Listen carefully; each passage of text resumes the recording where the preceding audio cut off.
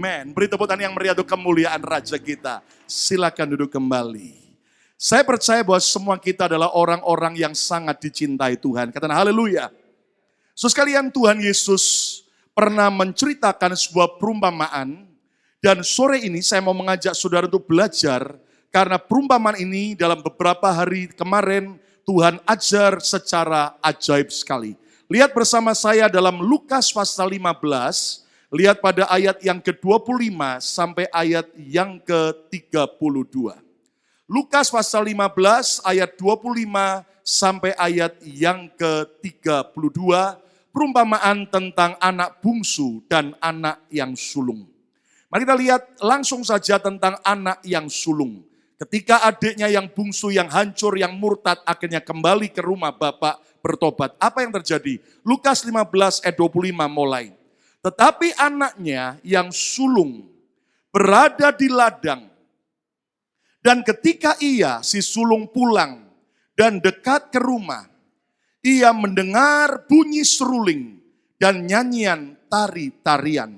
Sebuah pesta yang meriah yang dilakukan oleh bapak dan hamba-hambanya terhadap anak bungsu yang kembali bertobat. Ayat 26. Lalu si sulung memanggil salah seorang hamba dan bertanya kepadanya, apa arti semuanya itu? Ayat 27, perhatikan baik-baik. Jawab hamba itu, adikmu telah kembali dan ayahmu telah menyembelih anak lembu tambun karena ia mendapatkannya kembali dengan sehat. Lihat respon anak yang sulung. Ayat 28, maka marahlah anak sulung itu. Aneh sekali. Bukannya bersuka cita adiknya yang sudah hilang kembali. Tetapi maka marahlah anak sulung itu. Dan ia tidak mau masuk. Si sulung ngambek, tidak mau masuk ke dalam rumah bapaknya, ke dalam pesta. Lalu ayahnya keluar dan berbicara dengan dia. Mencoba menenangkan si sulung. Ayat 29, perhatikan.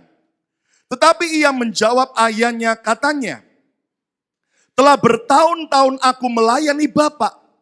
Ya, bukan cuma setahun, bukan cuma 2 tahun, tapi telah bertahun-tahun. Bayangin, melayani Tuhan sudah setia bertahun-tahun. Dan belum pernah aku melanggar perintah Bapak. Ya, bertahun-tahun ini si sulung taat kepada Tuhan. Tetapi kepadaku, kata si sulung dengan nada protes dan marah dan jengkel.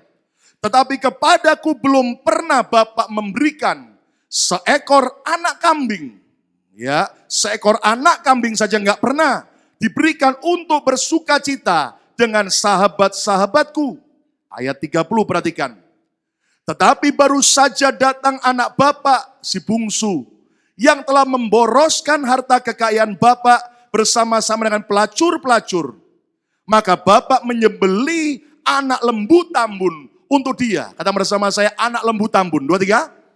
Ya, untuk saya saja enggak pernah anak kambing. Malah kepada adik yang bungsu, Bapak berikan anak lembu tambun. Anak yaitu sapi yang tambun untuk dia. Ayat 31. Yuk kita baca sama-sama sampai 32. Semua baca keras. 2, 3. Kata ayahnya kepadanya, anakku, engkau selalu bersama-sama dengan aku, dan segala kepunyaanku adalah apa? Kepunyaanmu. 32 lebih keras. 2, 3. Kita patut apa? Bersuka cita dan bergembira karena adikmu telah mati dan menjadi hidup kembali. Terus, ia telah hilang dan didapat kembali. Saya yakin saudara sudah sering baca, bahkan Anda mendengar khotbah tentang anak bungsu dan anak sulung perumpamaan Yesus ini. Bahkan saya juga sudah sering khotbah dari ayat-ayat ini. Entah sudah berapa judul khotbah yang saya pernah khotbahkan dari kisah si bungsu dan si sulung. Tetapi izinkan Tuhan, setiap kali dengan firman yang sudah pernah kita baca, Dia Tuhan sumber pewahyuan yang memberikan pewahyuan dan pengertian yang baru dan segar setiap hari. Yang setuju, katakan amin.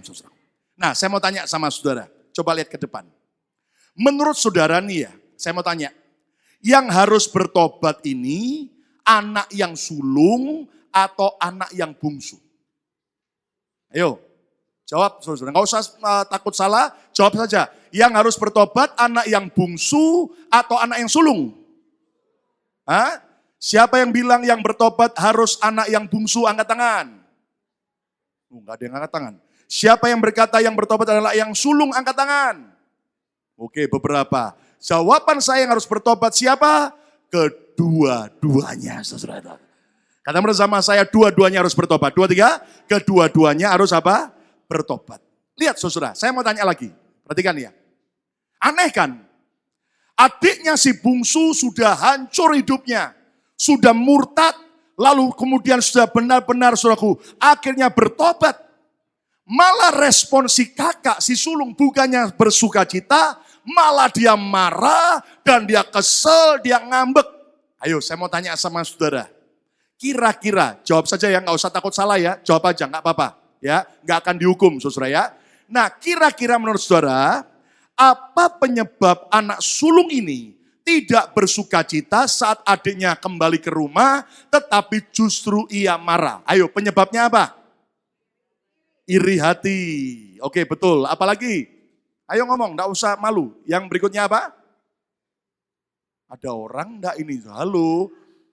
Pokoknya saya ikut Pak Lukas saja, jangan begitu saudara.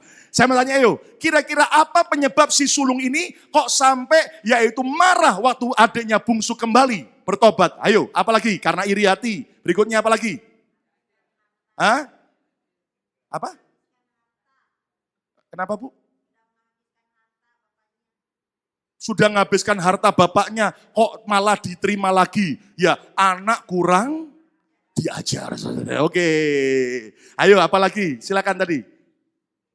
Halo? Namanya gua pikirin Pak. Loh, jangan begitu saudara. Coba mikir sebentar dong. Kira-kira apa penyebab anak sulung ini kok marah waktu adiknya bertobat? Ayo yang di belakang, yang di belakang. Keras, keras. Pak Ungseng kenapa? Egois, oke, egois. Ya, apalagi? Yang di belakang sana daripada tidur. Ayo, apa penyebab si sulung kok marah waktu adiknya si bungsu bertobat? Oh, enggak jawab karena sudah tidur. Ya, saudara sekalian, mungkin kita punya banyak jawaban dan mungkin kita berkata, oh, karena memang iri hati, betul. Karena kurang kasih, karena itu adik kurang ngajar ya toh. Lalu kemudian kita berkata, oh karena si sulung tidak bisa ngampuni. Semua jawaban saudara betul. Tepuk tangan untuk diri sendiri. Iya. Tapi tiba-tiba waktu saya baca kisah ini, Roh Kudus mulai mengajar saya dan membuat saya kaget. Ternyata Tuhan mau berkata buat kita bahwa kesalahan si sulung ini, kelemahan penyebab dia tidak mau menerima adiknya, dia marah adalah apa? Kurangnya rasa syukur. Kata bersama saya, kurangnya rasa syukur. 2, 3, kurangnya rasa syukur. Dan Anda harus tahu, siapa si sulung ini? Si sulung adalah gambaran saya dan saudara. Kita sudah bertahun-tahun terima Yesus. Kita sudah bertahun-tahun ke gereja. Kita sudah bertahun-tahun di rumah Bapak. Tapi ternyata kalau saudara belajar hari-hari ini, kelemahan banyak orang percaya yang setia kepada Tuhan adalah apa? Kurangnya rasa syukur. Saudara, itu sebabnya kita mengerti. Tuhan memberi tema yang jelas tahun ini, The Year of Expansion. Tuhan akan memberikan perluasan. Yang setuju katakan amin. Dan mulai bulan Agustus kita akan belajar, subtema kita adalah expand your character. Mengapa kita sebagai orang Kristen perlu perbaiki, perlu perluas karakter kita? Karena Anda lihat si sulung juga perlu bertobat. Bukan cuman orang si bungsu yang di luar sana, yang masih hancur, yang harus bertobat. Kita semua yang di rumah Bapak juga harus bertobat. Tepuk tangan yang meriah untuk kemuliaan nama Tuhan. Amin. Yang enggak tepuk tangan enggak mau bertobat. Yang mau tepuk tangan yang meriah. Mari kita bertobat sama-sama. Katakan haleluya. Nah, saudaraku, saya beri judul khotbah pada sore ini adalah perusak rasa syukur. Perusak rasa syukur. Si sulung ini kurang rasa syukur. Dan ternyata saya pelajari dari si sulung ini ada 5 perusak rasa syukur. Dan mari kita bertobat rame-rame. Sejak tadi pagi dan tadi siang, beberapa jemaat waktu salaman dengan saya berkata, Pak, ini khotbah gue banget. Ya, tahu istilah Jakarta gue banget itu artinya apa? Waduh Pak, ini diri saya. Dan mari kita lihat, 5 perusak rasa syukur, 5K, saya sebut kata bersama saya 5K, 2, 3. Yang pertama adalah keserakan. Kata bersama saya, keserakan. 2, 3, keserakan. Tahukah saudara sekalian bahwa perusak rasa syukur yang pertama dalam hidup kita adalah keserakan. Coba apa yang diproteskan oleh si anak sulung kepada bapaknya. Lihat ayat 29. Lukas 15 ayat 29. Perhatikan ya. Tetapi ia menjawab ayahnya katanya, telah bertahun-tahun aku melayani Bapak, gitu, dan belum pernah aku melanggar perintah Bapak. Tetapi kepadaku, Bapak belum pernah memberikan seekor anak kambing. Gitu. Kenapa dia ngomong anak kambing? Karena dia pingin lagi makan sate kambing, saudaraku. Tetapi kepadaku belum pernah Bapak memberikan seekor anak kambing untuk bersuka cita dengan sahabat-sahabatku. Ayo jujur, menurut saudara, waktu Anda baca ayat ini, Anda langsung bisa gini, aduh. Pantesan dong si sulung ini marah. Kenapa? Bapaknya pelit. Masa satu anak kambing aja enggak pernah dikasih. Bapaknya pelit. Saya mau tanya sama saudara, benarkah si bapak itu pelit? Sampai ini anak marah. Saudara sekalian, waktu saya baca ayat 12. Lihat mundur, Lukas 15 ayat 12. Perhatikan baik-baik. Lukas 15 ayat 12. Yuk kita baca sama-sama waktu si bungsu mau lari dari rumah bapaknya. Baca sama-sama yuk. 2, 3.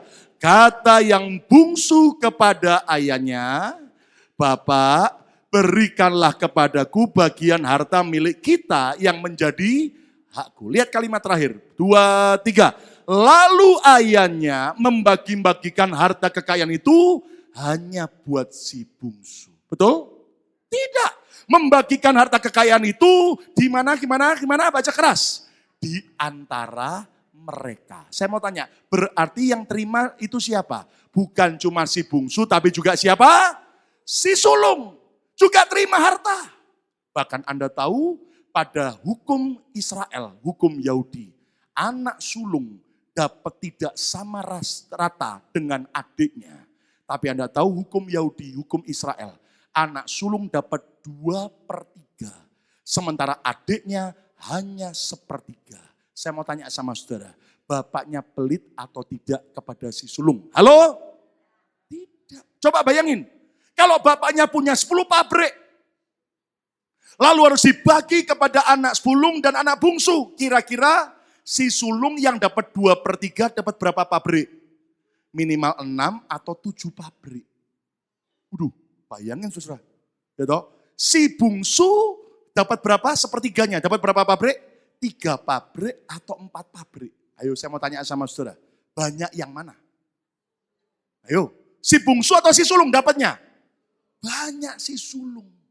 Tapi tetap dia merasa tidak pernah diberi anak kambing. Itu namanya serakah. Kata bersama saya, serakah. Enggak berani keras. 2, 3, serakah. Apa sih arti sifat serakah? Serakah artinya merasa selalu kurang. Orang yang serakah selalu merasa tidak cukup. Orang yang serakah adalah orang yang tidak pernah merasa puas. Sudah hati-hati lu ya. Orang kalau serakah, ngerinya bukan main.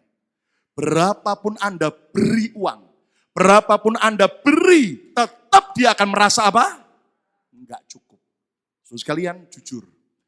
Bukankah si sulung ini gambaran setiap kita?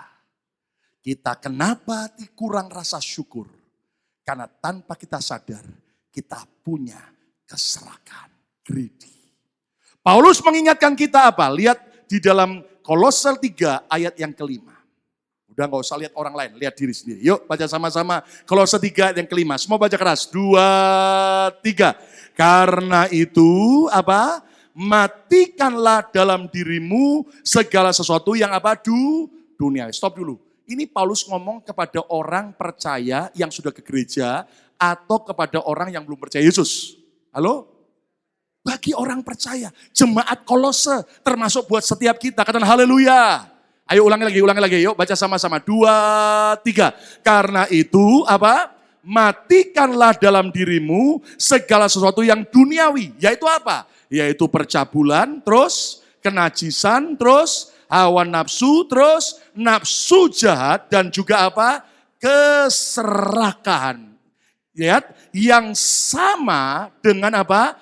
Penyembahan berhala. Lihat kalimat itu dalam bahasa Inggrisnya. Don't be greedy, for a greedy person is an adulterer, worshiping the things of this world. Hanya khusus orang serakah yang disamakan dengan orang menyembah berhala. Saudara sekalian, waktu saya baca ini, kok aneh. Hanya serakah saja, hanya sifat greedy saja yang disamakan dengan penyembahan berhala. Tiba-tiba Tuhan ajar begini. Dengar baik-baik saudara. Apa sih yang terjadi pada orang yang nyembah berhala? Mereka nyembah patung, mereka nyembah dewa, yaitu mereka pikir yang disembah itu maha kuasa. Mereka pikir yang disembah itu bisa menolong. Kita yang sudah ngerti firman tahu, yang disembah itu sia-sia. Karena setan yang disembah. Dan dengar saudara, ternyata serakah itu sama dengan penyembah berhala. Orang nyembah berhala, mereka pikir, mereka menyembah, mereka mengejar yang berkuasa. Padahal sia-sia. Orang serakah juga dia mengejar sesuatu yang dia pikir akan hebat. Ternyata ujungnya sia-sia. Napoleon Bonaparte, seorang pahlawan Prancis. Pada waktu dia mau mati, dia berkata, tolong kuburkan saya dalam peti dan biar 2 tangan saya di luar peti. Kan serem Pak. Sudah tahu apa yang terjadi? Dia tangannya terbuka, 2 kosong. Dan dia mau katakan, lihat, aku saja Napoleon Bonaparte sehebat ini yang menaklukkan sekian banyak negara pada zamannya. Waktu mati, kosong tangannya, tidak bawa apa-apa. Mengapa keserakahan disamakan dengan penyembahan berhala? Menyembah berhala itu Alkitab berkata sangat dibenci Tuhan. Kata bersama saya, sangat dibenci Tuhan. 2, 3, sangat dibenci Tuhan. Ternyata sama. Orang serakah itu sangat dibenci Tuhan. Saya berdoa dalam nama Yesus. Tidak ada di sini seorang pun yang dibenci Tuhan. Saya berdoa biar semua kita disayang dan dicintai Tuhan. Tepuk tangan yang meriah untuk kemuliaan nama Tuhan. Katakan amin. Makanya jangan serakah. Mengapa orang serakah disamakan dengan penyembahan berhala? Menyembah berhala, Alkitab berkata mendatangkan kutuk keturunan. Saudara hati-hati. Sampai 4 generasi. Saya sudah banyak melayani doa pelepasan. Orang yang pernah nyembah berhala, orang yang pernah minta kekayaan dari setan, pernah ke Gunung Kawi, pernah ke vihara, belajar ilmu-ilmu gelap. Dengar baik-baik. Kalau tidak bertobat dan tidak dilepaskan, minimal akan ada 5 macam kutuk keturunan yang ada dalam hidupnya dan keluarganya 4 generasi. Sudah tahu apa saja? Ada kutuk yang namanya penyakit. Kalau dilihat dari keluarga besar, banyak yang kena penyakit mirip serupa. Ada kutuk yaitu soal pernikahan yang tidak bahagia. Ada beberapa keluarganya yang sampai tua nggak nikah, berat jodoh. Atau ada yang nikah tapi kemudian cerai, kawin cerai, selingkuh dan sebagainya. Tapi ada juga kutuk kena soal apa? Yaitu kena soal ekonomi. Naik, satu titik bangkrut tuh. Gitu. Naik lagi, bangkrut lagi. Atau sebagian besar keluarganya melarat miskin. Itu kutuk keturunan. Ada yang juga bisa kena soal problem emosi. Ada yang mental problem, ada yang gila, ada yang kemudian saudara selalu yaitu marah-marah gampang, emosi gampang tersinggung. Itu karena kutuk keluarga, kutuk keturunan. Dan juga ada yang matinya tidak wajar, cacat atau dibunuh orang atau kecelakaan atau mati usia muda. Dengar baik-baik. Orang kalau nyembah berhala akan mendatangkan kutuk keturunan. Ternyata serakah sama dengan penyembahan berhala. Artinya orang serakah akan mengalami kutuk. Saya berdoa dalam nama Yesus. Biar di sini tidak ada yang terkutuk. Saya berdoa semua diberkati, diberkati, diberkati, diberkati. Pegang dada masing-masing. Saya tidak boleh serakah. Amin. Mother Teresa pernah berkata, satu hal yang paling aku takutkan adalah uang. Satu hal yang paling aku takutkan adalah uang, kata Mother Teresa. Lalu dia lanjutkan. Karena akibat keserakahan, maka Yudas Iskariot rela menjual Yesus. Keserakahan selalu menghancurkan. Keserakahan selalu mencuri kedamaian dari hidup kita. Itu sebabnya hari ini, kalau saudara mau punya rasa syukur, buang semua keserakahan. Yang setuju tepuk tangan yang meriah untuk kemuliaan nama Tuhan. Amin. Satu hari ada 3 orang perantau.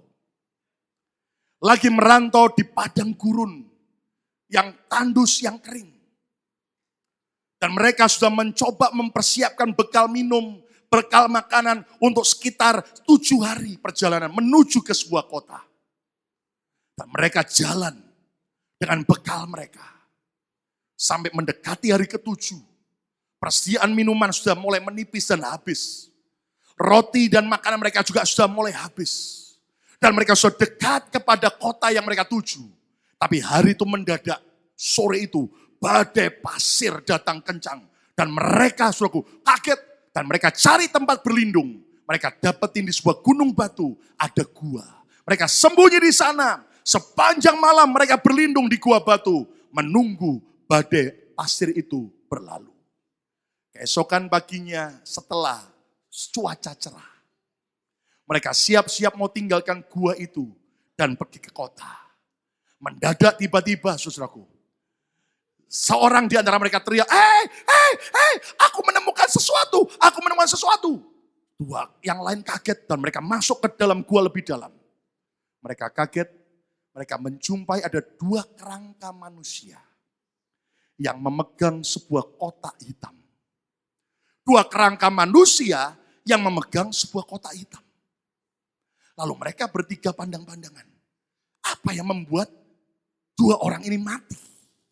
Lalu mereka berkata, mungkin mereka berdua bunuh-bunuhan. Saling membunuh demi memperebutkan kotak hitam itu. Mereka semakin penasaran sekarang, apa sih isi kotak hitam itu? Waktu dibuka, mereka kaget. Itu sudah emas yang banyak, permata yang banyak. Wow! Langsung mereka sekejap berkata, wow, kita kaya mendadak. Tapi mereka saling berkata, hati-hati lu ya. Jangan sampai kita mati seperti 2 kerangka manusia ini. Jangan sampai kita serakah lo ya. Ya, betul ya. Kita lihat, mereka mati memperebutkan dan tidak nikmati apa-apa. Kita harus beda. Oh ya, betul ya. Jangan ulangi lagi ya. Iya. Jadi kita harus fair. Kita bertiga yang menemukan. Kita bagi 3 rata. Siap bos. Mereka kemudian have, setuju. Cas. Mereka senang dan mereka mulai bawa peti hitam itu menuju ke kota. Ketika semakin mendekati kota, tiba-tiba seorang di antara mereka bilang gini, tapi kalau kita bawa kotak hitam, pikul begini, orang kota lihat, waduh bahaya. Mereka pasti penasaran isinya apa. Dan kalau mereka tahu ini isinya permata, emas, kita bisa dibantai, dibunuh. Oh iya benar juga. Lah harus bagaimana? Mereka berhenti sebelum sampai ke kota. Gini saja. Dari Daripada nanti sampai kota orang heboh, kita bagi saja rata bertiga sekarang. Supaya masuk ke kantong masing-masing baju, jadi waktu masuk kota kita cari jalan beda-beda, jadi tidak kentara. Oh betul, ide brilian. Lalu kemudian kita sepakat, yuk kita bagi tiga. Tapi perut lapar. Kalau perut lapar itu, ngitung apa-apa, keliru nanti. Jadi bagaimana? Sebelum kita bagi bertiga, makan dulu. Tapi enggak lagi ada persediaan makanan. Gampang. Kan kita dekat dengan kota. Biar di antara kita satu orang pergi beli makanan di kota. Enggak mau, kamu aja. Enggak, kamu aja. Gini. Supaya fair, yuk kita undi. Mari kita yaitu hum pimpa. Gitu. Lalu mereka mulai nyanyi hum pimpa alaikum apa? Gambreng. Tiba-tiba satu yang mulai, nah kamu yang ke kota beli makanan. Tapi kamu dua orang janji lo ya, enggak kabur. Kamu harus sungguh-sungguh jujur ya. Iya, kan kita sudah ingat dua kerangka manusia. Jangan ulangi kesalahan mereka. Oh bener ya. Ya, Jess, tunggu ya, jangan dibagi ya. Saya sampai beli ya, makanan sampai balik ya. Beres, high five. Pas, gitu. Lalu si satu orang ini pergi ke kota. Beli, mampir ke Bethany Cafe. Beli nasi campur. Beli kemudian namanya oles-oles. Beli yang namanya resoles. Dan beli yang namanya OT-OT, porong. Saudara. Apa yang terjadi? Sebelum temannya yang beli makanan kembali. Dua orang pandang-pandangan. Kalau kita hanya bagi dua orang. Lebih kaya kita. Oh betul juga ya. Kalau gitu gimana? Kamu mau nanti teman kita datang bawa makanan, kita bunuh. Kalau kita cuma berdua, baginya lebih banyak. Betul. Ide brilian.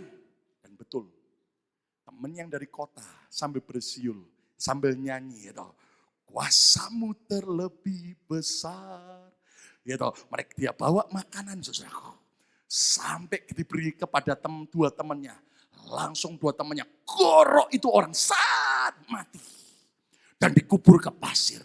Menghilangkan jejak. Dan dua orang ini ketawa. Sekarang kita akan bagi berdua. Dan kita akan kaya. Lalu mereka berkata, tapi kita masih lapar. Makan dulu. Mereka makan lahap dari apa yang dibeli oleh temannya itu yang sudah mati.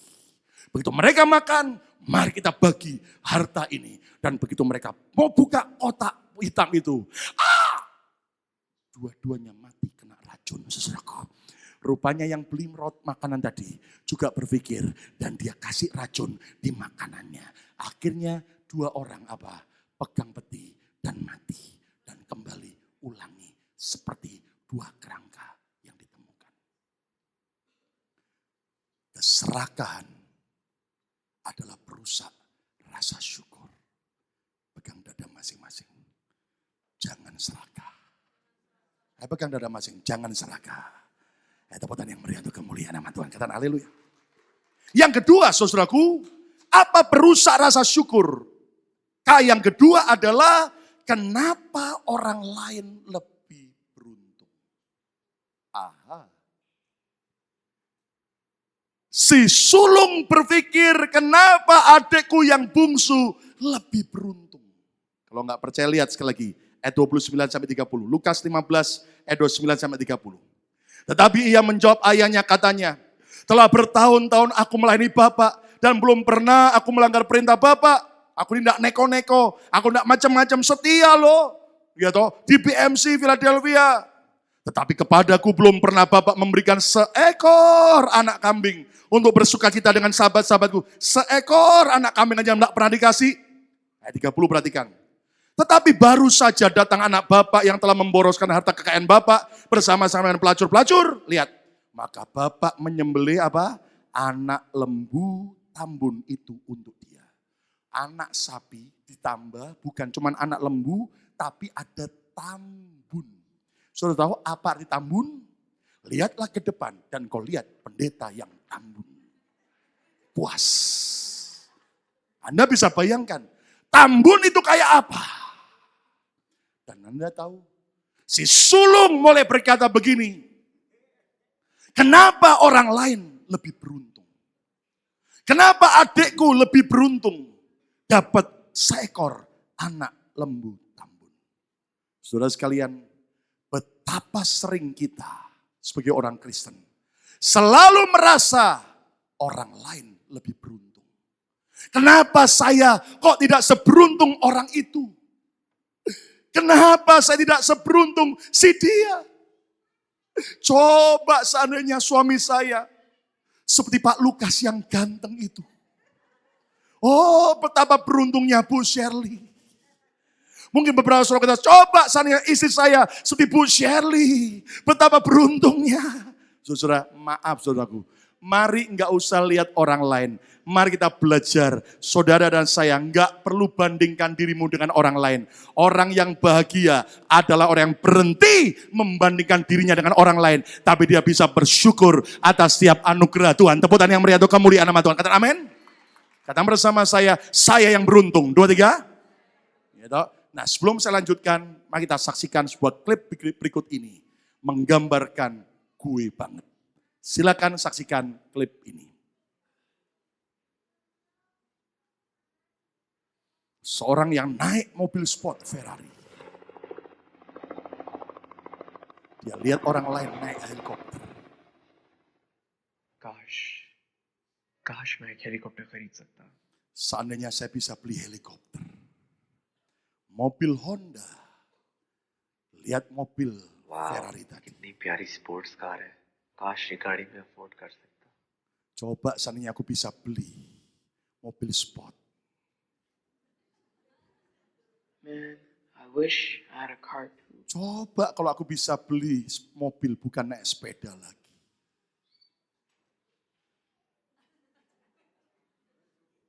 यार, काश मैं एक साइकिल खरीद सकता. Ya cuman jalan, coba kalau bisa beli sepeda.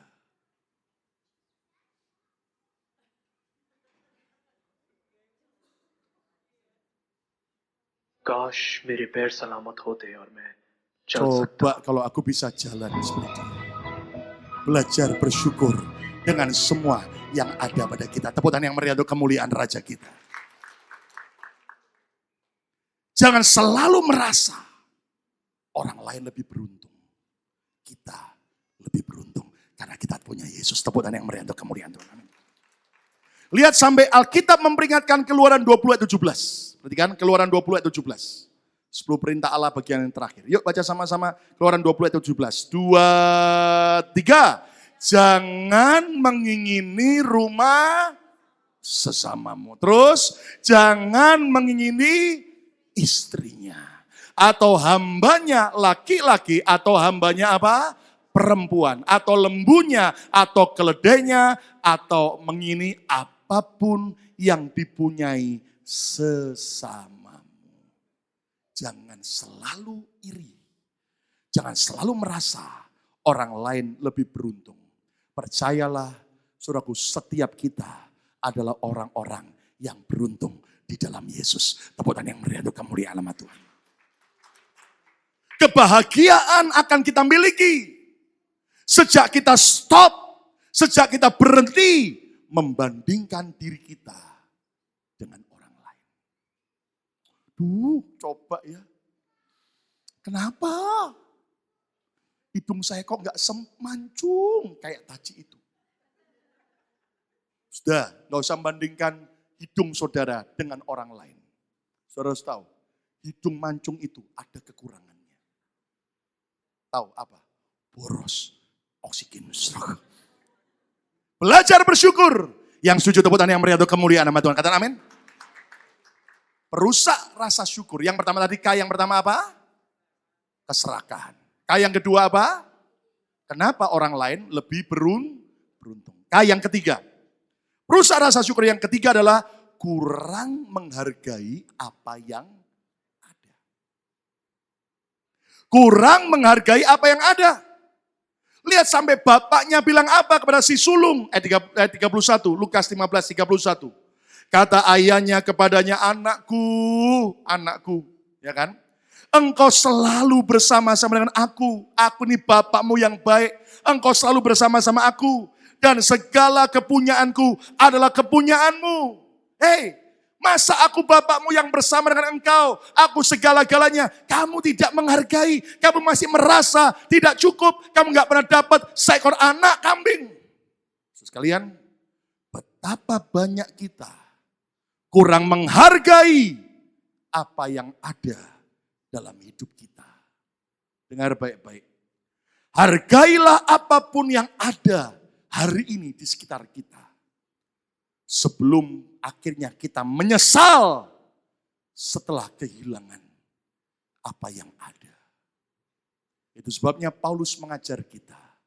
Lihat 1 Tesalonika 5 ayat 18. Yuk baca sama-sama, pegang dada masing-masing. Peringatkan diri saudara. Ayo pegang dada masing-masing. Lebih keras. 2, 3. Mengucap syukurlah dalam segala hal. Sebab itulah yang dikehendaki Allah di dalam Kristus Yesus bagi kamu. Ulangi lagi. 2, 3. Mengucap syukurlah dalam segala hal. Sebab itulah yang dikehendaki Allah di dalam Kristus Yesus bagi kamu. Nah sekarang saya ingatkan, saudara coba dekatkan mulut saudara ke telinga sebelah saudara. Dekatkan mulut saudara ke telinga saudara. Dekatkan, ucapkan 2, 3.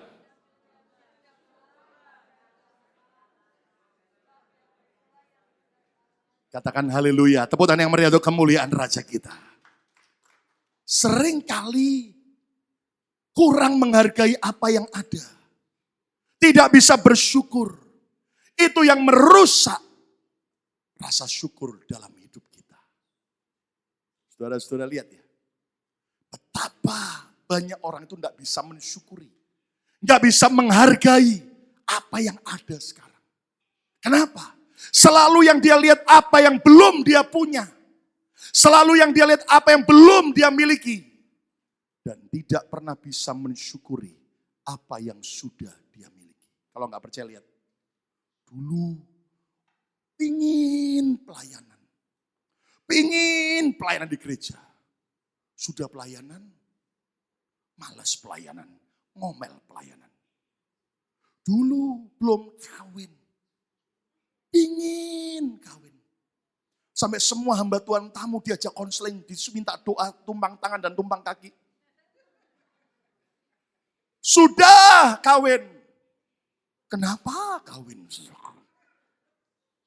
Dulu di Indonesia, pingin ke Amerika. Sampai doa puasa. Sampai semua hamba-hamba Tuhan minta suruh doakan. Sudah di Indonesia, sudah di Amerika? Ingin pulang, saudaraku. Loh, saudara, maaf ya. Itulah sifat si sulung yang harus kita buang. Nggak pernah bisa menghargai apa yang sudah ada. Ya kan? Loh, kalau memang saya udah bosan di Amerika, saya mau pulang. Ya, sudah. Minta doa, minta blessing. Oke, saya doa blessing. Dalam nama Yesus diberkati. Blessing Tuhan for good. Haleluya, amin. Ketemu di Indonesia waktu saya pelayanan. Pak, kopernya Pak Lukas masih kosong enggak? Emangnya kenapa? Boleh enggak saya masuk ke koper Pak Lukas? Pulang kembali ke Philadelphia. Lihat betapa banyak kita tuh enggak bisa mensyukuri apa yang ada. Bu, ibu-ibu kalau dipanggil enggak nyaut. Bu, ulangi lagi. Bu, bersyukur punya suami. Amin ibu-ibu. Bu, cintailah suamimu. Bu, hargailah suami. Bangin gak percaya. Ibu-ibu kan gak ikut melahirkan suami. Ibu-ibu tidak pernah ikut membesarkan dan menyekolahkan suami. Tapi suami sudah menikah, dia kerja rela menyerahkan seluruh gajinya pada ibu-ibu. Lihat, kurang apa lagi suaminya? Bu, bersyukur ada pria mau serahkan seluruh gajinya buat ibu. Amin. Makanya cintai, jangan dianiaya suami Anda. Cuma segini, apa? Nggak cukup. Cepat jantungan mati, saudaraku. Sudah jujur ya? Lihat. Betapa banyak kita itu ya, suami masih ada, Suami baik disia-sia terus. Dianiaya terus. Ya, di sini enggak ada. Tapi kalau sudah mati ditangisi saudaraku. Wah, kenapa tinggalkan aku? Kenapa? Ya sudah mati. Makanya sekarang lagi hidup, cintai, sayangi. Coba pegang suami. Barang antik.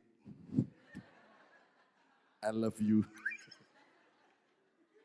Amin. Amin. Pak.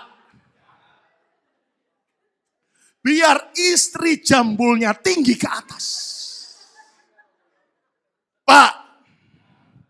Biar isi cerewet bukan main. Pak. Cintai, hargai suami. Istri. Lihat ibu-ibu bahagia sekali. Jangan lupa ya traktir saya di Canato nanti malam. Sering kali kita nggak menghargai, nggak appreciate dengan apapun yang ada sekarang. Anak-anak, kalau kita punya orang tua cerewet, bawel, hargai. Udah ada yang amin, amin. Cintai. Nah, biar orang tua cerewet, cintai. Jangan orang tua sudah mati ditangisi. Papa, mama, sudah mati baru diberikan bakpao. Sudah mati diberikan jeruk. Masih hidup itu loh. Banyak anak-anak begitu saudaraku. Mamanya mati diberiin bakpao, diberiin jeruk. Pada waktu masih hidup, minta ke Canaton saudaraku. Sampai enggak berani minta josin loh, enggak berani minta toilet, minta bawah tanah loh. Boros banget. Nah, anak-anak, cintai orang tua. Orang tua, biar anak cerewet, anak nakal, cintai, hargai. Amin. Amin.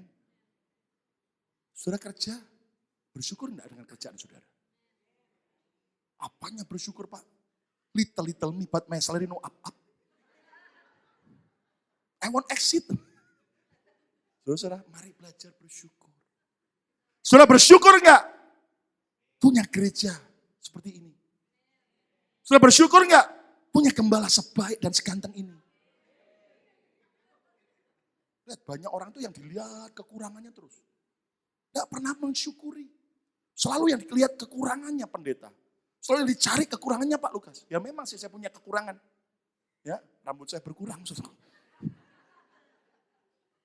Tapi saya bersyukur. Saya boleh diizinkan Tuhan. Dipercaya Tuhan boleh menggembalakan saudara. Saudara jemaat yang baik-baik. Lucu-lucu. Lihat lucu-lucu semua kan. Ya kan? Juga beberapa yang antik-antik saudara kita. Bersyukur. Mari kita mensyukuri. Dan jangan sampai kita kurang menghargai apa yang ada. Dan percayalah hidup kita pasti bahagia. Tepuk tangan yang meriah untuk kemuliaan nama Tuhan. Amin. Yang keempat. Perusak rasa syukur adalah apa? Yang keempat, kurang sabar. Kita bersama saya, kurang sabar. Lihat Lukas 15 ayat 28. Maka marahlah anak sulung itu. Marah lagi. Dan ia tidak mau masuk, ngambek lagi. Saudara sekalian, kenapa si sulung ini marah, ngambek, meledak dalam kemarahan? Karena kurang sabar.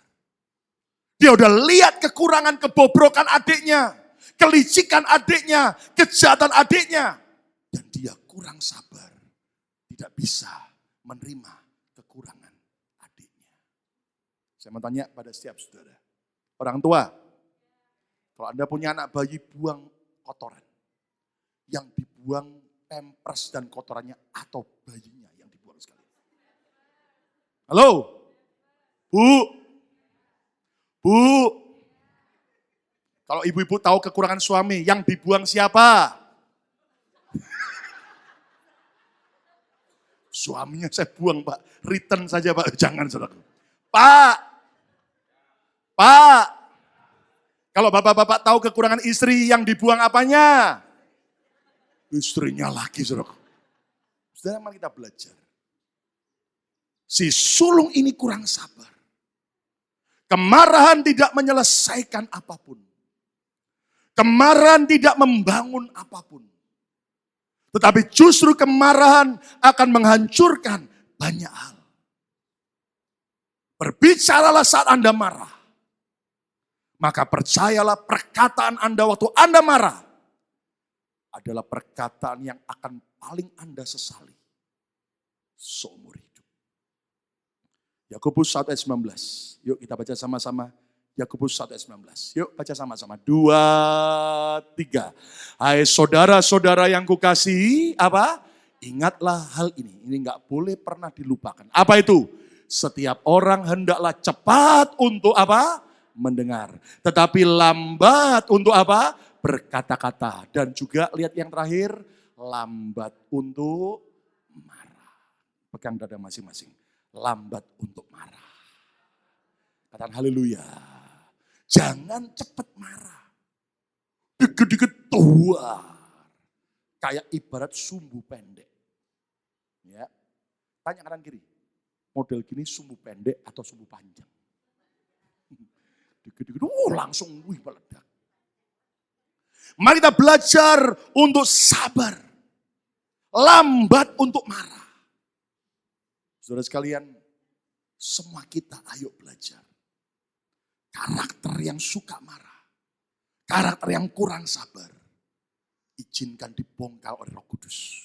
Dan kita jadi pribadi yang lambat untuk marah. Tepuk tangan yang meriah untuk kemuliaan. Saudara, beberapa minggu yang lalu saya dengan istri dan anak melayani di retreat di Colorado, BMC cabang kita Colorado. Dan Anda tahu bahwa cabang itu kita tempatkan gembala lokal, Pastor Jimmy Latu Putih, ya walaupun namanya Latu Putih tapi tidak putih, saudaraku itu. Dia orang Ambon, saudara, lebih hitam dari saya. Lalu istrinya itu namanya Bu Triana, ya panggilannya Butet, dia orang Batak. Marganya si Hombing lagi, saudaraku. Saya udah kenal sama suami istri ini sejak 2000. Anda tahu, waduh dulu di New Jersey, bawaannya ribut berantem. Wih kalau berantem ngeri saudara. Ya, Ambon sama Batak ketemu. Gitu. Itu ya, wih benar-benar saudara. Tapi akhirnya kemurahan Tuhan, saya diizinkan Tuhan membimbing mereka. Dan akhirnya saya beri banyak masukan. Akhirnya mereka dipulihkan Tuhan. Dan puji Tuhan akhirnya kita tempatkan di Colorado. Nah Anda tahu saudara, bagaimanapun juga yang namanya orang Batak. Ya, itu sumbunya pendek. Tapi kemarin pada waktu retreat keluarga, saya sampaikan dari sisi ayah, suami, istri saya sampaikan dari sisi istri dan ibu. Yehuda sampaikan dalam bahasa Indonesia dari sisi seorang anak. Saudara akhirnya kemudian saudaraku, Tuhan lawat. Dan ada satu sesi tiba-tiba waktu saya bicara tentang kesabaran. Tiba-tiba Bu Butet ini teriak, Pak Lukas, saya kan sekarang sabar Pak. Dulu saya sumbu pendek Pak. Sekarang lihat Pak Lukas, biar rambut pendek tapi sumbu panjang. Dia potong pendek tapi sumbu panjang, itu bagus. Ya toh? Daripada beberapa wanita rambutnya panjang, sumbunya pendek. Saudara sekalian, ayo belajar. Pegang dada masing-masing. Harus sumbu panjang. Lambat untuk marah. Yang sujud tepuk tangan yang meriah untuk kemuliaan nama Tuhan. Katakan amin. Konon satu hari ada legenda cerita di Tiongkok. Ada seorang hamba yang sudah mengabdi kepada seorang tuan lebih dari 20 tahun. Satu hari si hamba ini sudah merasa terlalu tua. Lalu dia pamit mau minta pensiun kepada bosnya. Lalu bosnya berkata, terima kasih karena kamu sudah mengabdi lebih dari 20 tahun kepada saya dan keluarga. Kamu setia, kamu baik sekali. Dan sebelum kamu pulang, saya mau memberikan pilihan buat kamu. Kamu mau memilih, kamu mendapatkan uang pesangon, uang yang besar jumlahnya. Sebagai pesangon dari 20 tahun kamu kerja sama saya. Atau kamu lebih memilih 3 nasihat penting dalam hidupmu. Lalu akhirnya si hamba ini berpikir dan dia tahu bosnya adalah seorang yang bijaksana. Bos, saya milih 3 nasihat penting saja. Bosnya ngangguk-ngangguk. Oke, itu pilihanmu. Kamu nggak milih uang yang banyak. Ya bos, saya minta nasihat yang bijak saja. 3. Bosnya bilang, oke, dengar baik-baik. Nasihat saya yang pertama, jangan pernah mau mencari jalan pintas. Jangan pernah mencari jalan pintas, karena tidak akan ada yang mudah dan tidak akan ada yang gratis dalam hidup ini. Segala sesuatu harus dilalui step by step, langkah demi langkah, sampai kamu berhasil. Hamba ini manggut-manggut. Betul bos. Pesan saya yang kedua, terhadap segala sesuatu yang tidak baik, jangan menaruh rasa ingin tahu yang mendalam. Istilah kasarnya, jangan kepo-kepo. Karena hal itu bisa merenggut nyawamu.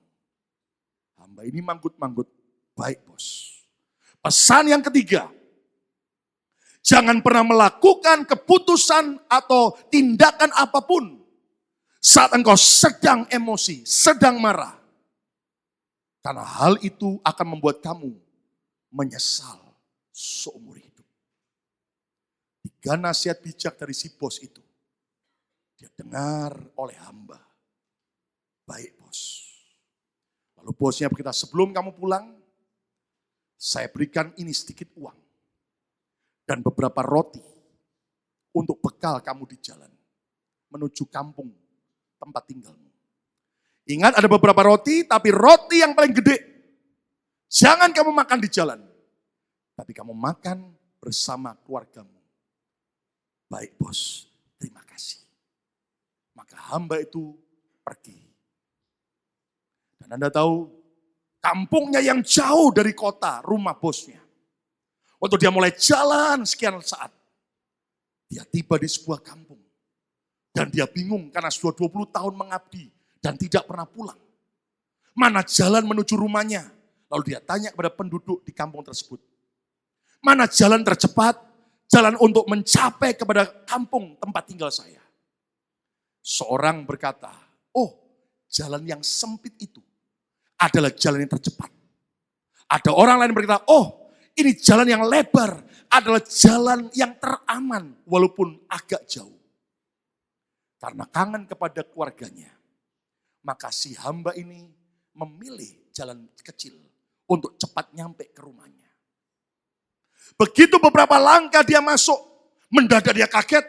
Beberapa orang lari ke arah dia. Dan kemudian dia tanya, ada apa, ada apa? Aduh, ini jalan kecil, tapi ada perampoknya. Beberapa orang dirampok dan dibunuh. Lalu dia ingat pesan bosnya.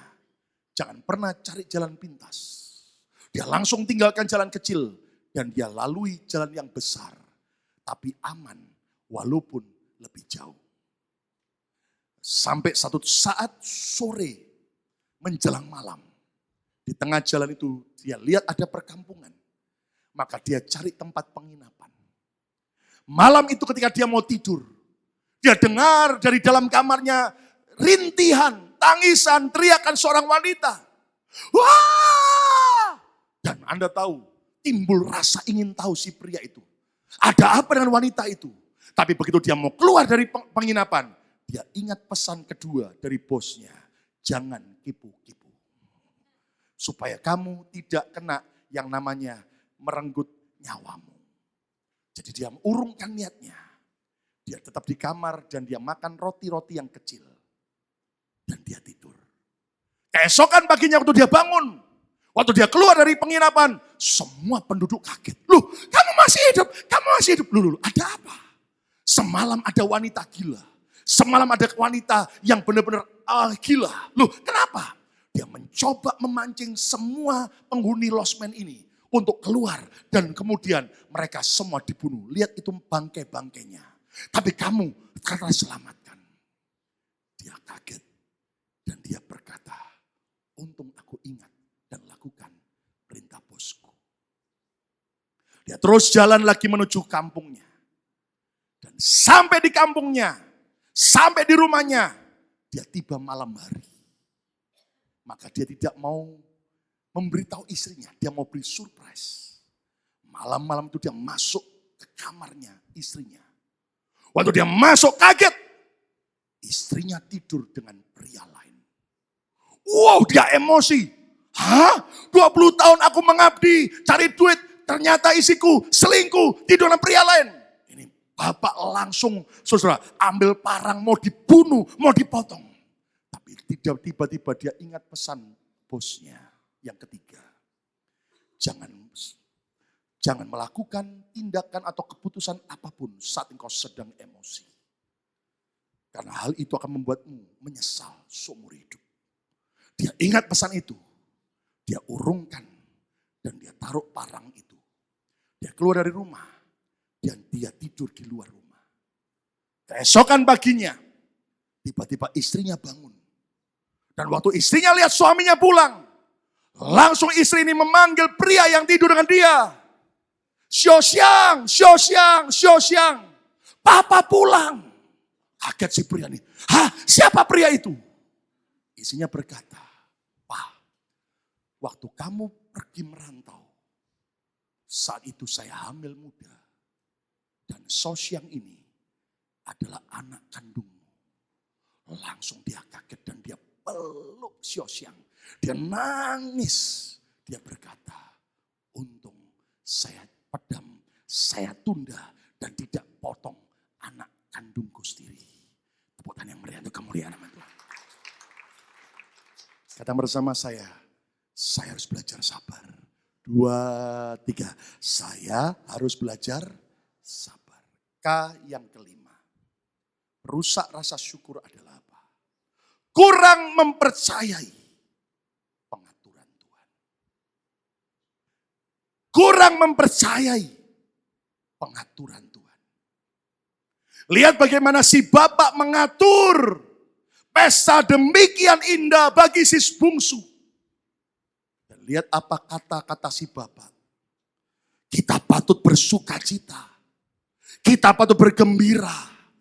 Karena adikmu yang telah mati menjadi hidup kembali. Ia telah hilang dan didapati kembali.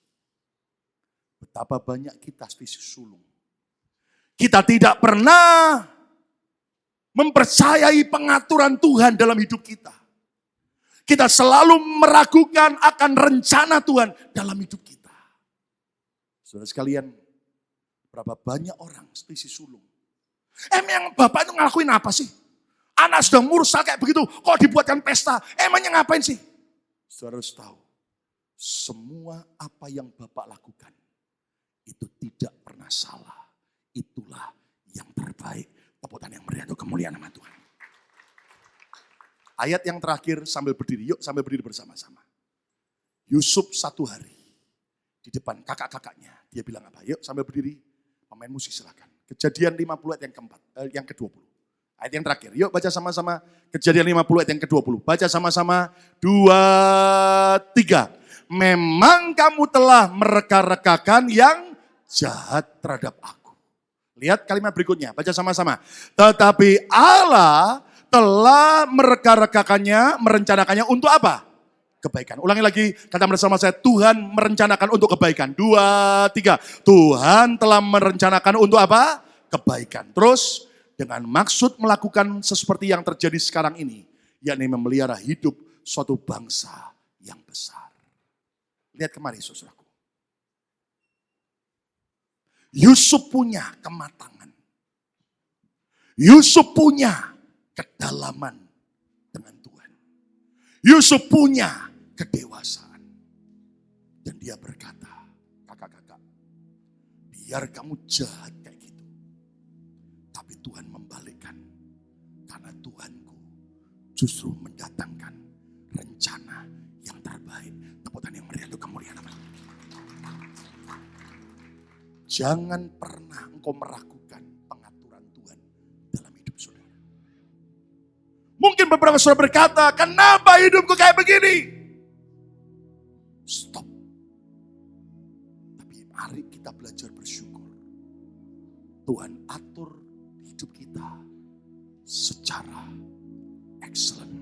Yang suci teputan yang meriah itu kamu lihat. Amin. Bahkan Alkitab berkata, satu helai rambut pun jatuh. Kalau enggak Yesus izinkan, enggak jatuh. Jadi kalau hari ini lapangan futsal banyak. Ya udah sengaja belikan saya sampelnya kapuki. Katanya Christian brewoknya muncul gara-gara kapuki. Nanti pulang saya akan coba menutup lapangan futsal. Saudara, dengar baik-baik. Rambut saja Tuhan dandani, Tuhan atur demikian. Apalagi semua hidup kita. Dia Tuhan yang mengatur terbaik. Tepukan yang meriah itu kamu lihat. Khotbah ini boleh Anda lupakan. Tapi satu ini saya harap Anda tidak lupa. Betapa Tuhan atur hidup kita. Excellent.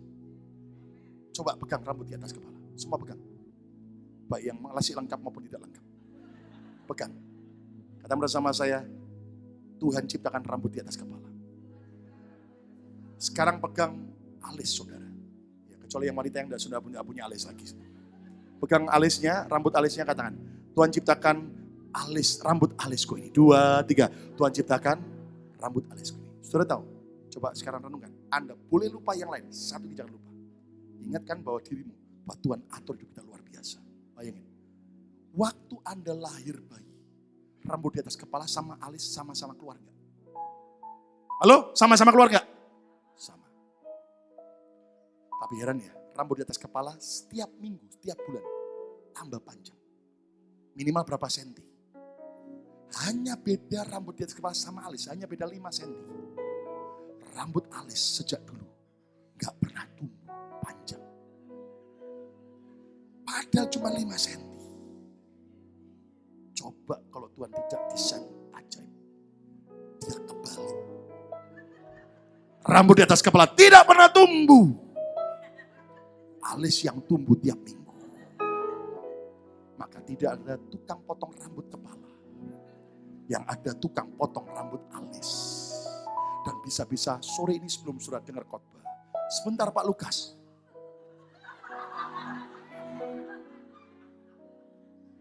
Kalau rambut kita saja diatur Tuhan demikian hebat. Apalagi hidup saudara. Tepukan yang meriah itu kemuliaan nama Tuhan. Kesimpulannya apa? Lihat kesimpulannya. Jangan ulangi kesalahan dari karakter anak sulung. Yang menjadi perusak rasa syukur. Apa itu? 5K. Ayo baca sama-sama. 2, 3. Keserahkan. Yang kedua, kenapa orang lain lebih beruntung? Yang ketiga, kurang menghargai apa yang ada. Yang keempat, kurang sabar. Yang kelima, kurang mempercayai pengaturan Tuhan. Hari ini, matikan setiap perkeserakan.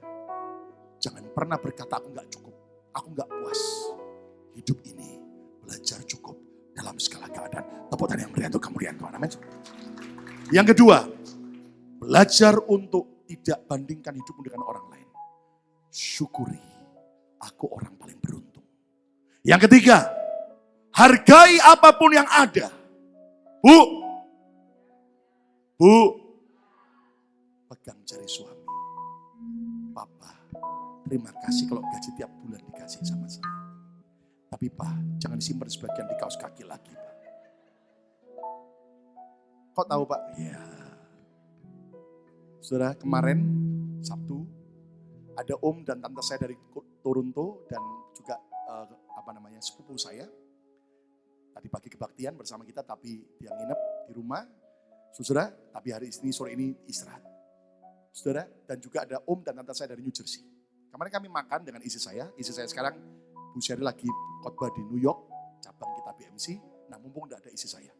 Kemarin lagi ngomong makan saudara, tiba-tiba om saya dari New Jersey gini. Lukas ini paling hoki, beruntung karena nikah sama Shirley. Lalu saya langsung nyeletuk sama om saya. Nggak kebalik tak. Sally beruntung dapat Lukas. Dan Anda tahu saudara, kami ketawa rame-rame. Karena hidup ini beruntung. Karena Tuhan kita atur demikian baik. Tepuk tangan yang meriah untuk kemuliaan Tuhan. Amin. Om saya ini yang dari Toronto, itulah om yang dulu tepuk pundak saya. Waktu saya lagi bersimbah air mata di apartemennya di Toronto, Kanada. Karena putus pacar. Ku kejar noni dari Makassar.